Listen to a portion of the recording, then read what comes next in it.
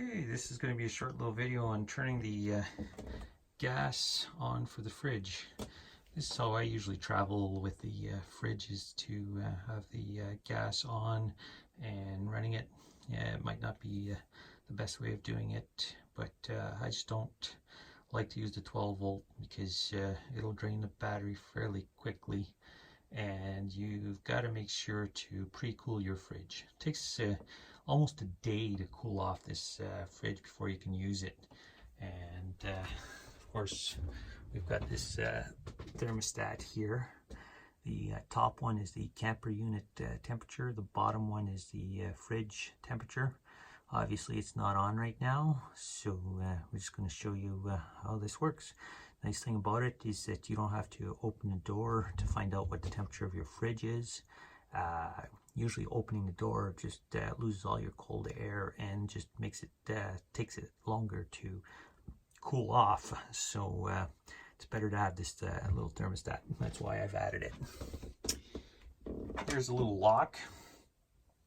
Whenever you're not using the fridge, it's basically you have to leave it open, otherwise you're going to end up with a big mess in there.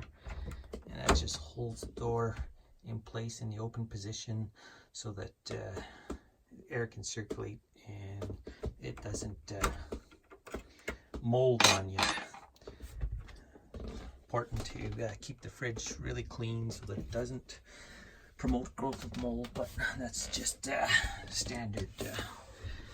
It's got a little freezer right here, and yeah, it's we don't have any issues running family of 4 with this little unit for a long weekend. Here's our controls. There's a little light added for electrical system. Right now we're not plugged in. I'll use the inverter just to show you what happens. So on the inverter here, now it's running. And just to show you, when it does go on electric, you know that it's working when the little light goes on. All right. So the inverter is big enough to run this fridge, no issues, but it's going to drain your battery just like everything else. I guess it'd be a good way to run it while you're driving if you didn't want to use the propane. That'd be another option. So we're just going to turn this off. All right, we're going to cover the gas, and here's the internal thermostat. So that's got a little batteries in it. So it AAA's. It's a remote sensor for that digital display. And as far as temperature, 3 is a good setting. If you bring it up to any higher, it doesn't make it cool off any faster. It's basically a shut-off temperature. So look at your thermostat and go from there. Here is the igniter button.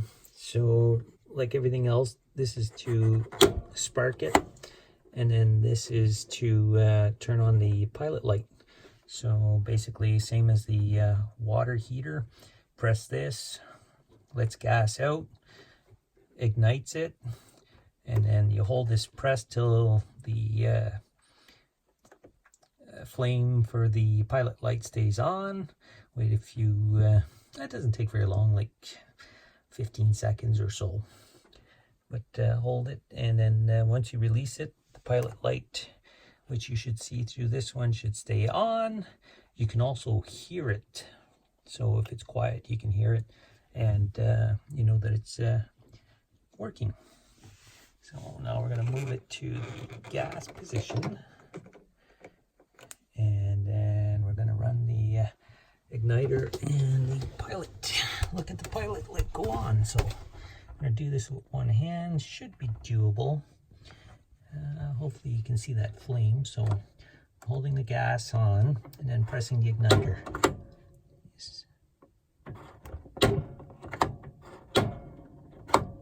So now I can hear it. I can hear it better than what I can see that little flame.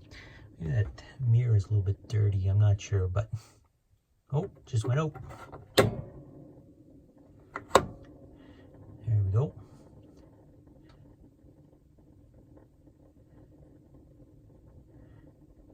on.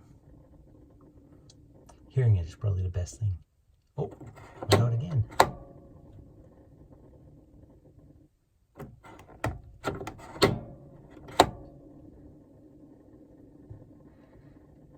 Probably has to do with bleeding the line.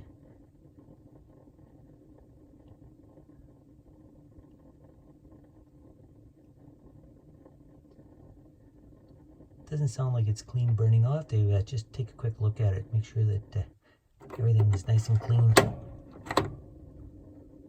There we go. That sounds better already.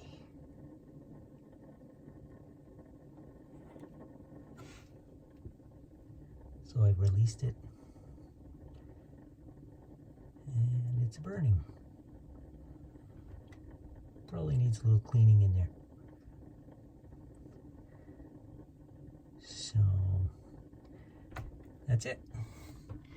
Fridge is running on gas. It's just a matter of closing it up and letting it cool off. Like I said, it does take a long time, so these aren't fast units to cool off.